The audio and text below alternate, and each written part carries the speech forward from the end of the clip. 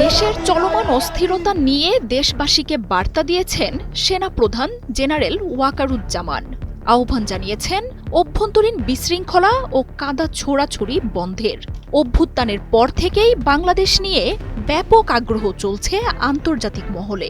মঙ্গলবার সেনাপ্রধানের দেয়া এই বক্তব্য অত্যন্ত গুরুত্বসহ প্রচার করেছে ভারত, পাকিস্তানের গণমাধ্যমগুলো। দেশগুলোর প্রথম সারির প্রায় সব গণমাধ্যমেই উঠে এসেছে সেনাপ্রধানের বক্তব্য। তবে বরাবরের মতোই ভারতীয় সংবাদ মাধ্যমগুলো এমন খবরে যোগ করেছে বাড়তি উত্তেজনা। তবে ভারত এবং পাকিস্তানের গণমাধ্যমে ভিন্ন ভিন্ন অবস্থান থেকে এই সংবাদকে পরিবেশনের প্রবণতা লক্ষ্য করা গেছে।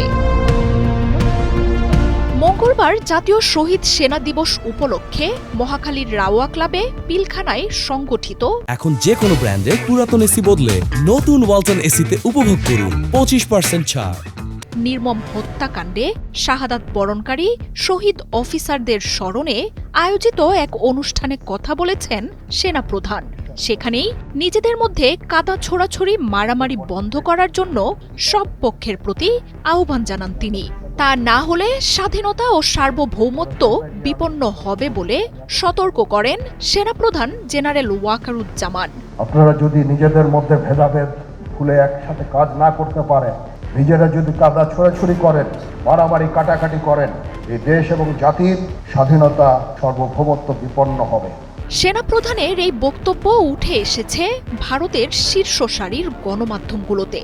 The Hindu, Hindustan Times, Times of India, Indian Express সহ এসব গণমাধ্যমে অভ্যন্তরীণ বিশৃঙ্খলা নিয়ে সেনাপ্রধানের বক্তব্যকে তুলে ধরা হয়েছে। উঠে এসেছে নির্বাচন নিয়ে সেনাপ্রধানের দেয়া বক্তব্য।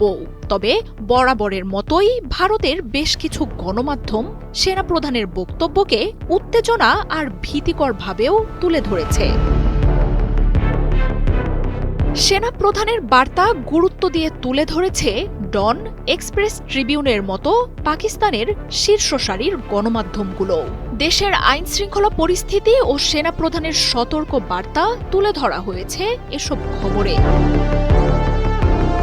বক্তব্যে দেশের আইন শৃঙ্খলা পরিস্থিতি নিয়ে কথা বলেন সেনাপ্রধান।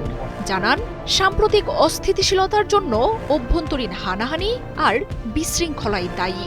অভ্যন্তরীণ এই কোন্দলের সুযোগে নিচ্ছে অপরাধীরা। আর এমন সংকট মোকাবিলায় ভেদাভেদ না করে সবাইকে ঐক্যবদ্ধ থাকার আহ্বান জানান সেনাপ্রধান। পরামর্শ দেন আলোচনার মাধ্যমে সব সংকট কাটিয়ে ওঠার। আমরা নিজেরা হানাহানির মধ্যে ব্যস্ত, একজন আরেকজনের বিরুদ্ধে বিষোদ্গারে ব্যস্ত। এটা একটা চমৎকার সুযোগ অপরাধীদের জন্য। যেহেতু আমরা একটা অরাজক পরিস্থিতির মধ্যে বিরাজ করছি, তারা খুব ভালোভাবেই জানে যে এই সময়ে যদি এই সমস্ত অপরাধ করা যায় তাহলে এখান থেকে পরিত্রাণ পাওয়া সম্ভব। সেই কারণে এই অপরাধগুলো হচ্ছে। আমরা যদি সংগঠিত থাকি, একত্রিত থাকি, তাহলে অবশ্যই এটা সম্মিলিতভাবে মোকাবেলা করা সম্ভব হবে। অন্য কোনো আকাঙ্ক্ষা নেই জানিয়ে সেনাপ্রধান বলেন, দেশ এবং জাতিকে সুন্দর অবস্থায় রেখে সেনানিবাসে ফিরতে চান তারা। দেশের শান্তি শৃঙ্খলা রক্ষায় আইন শৃঙ্খলা বাহিনীকে আন্ডারমাইন না করতেও সতর্ক করেন তিনি। মতবিরোধ, ভিন্ন চিন্তা চেতনা থাকলেও দিন শেষে দেশ ও জাতির মঙ্গলের জন্য সবাই যেন এক থাকতে পারি সেই খেয়াল রাখতেও বলেন সেনাপ্রধান। নিজেদের মধ্যে বিভেদ না কমালে সমস্যা আরও বাড়বে বলেও সতর্ক করেন তিনি।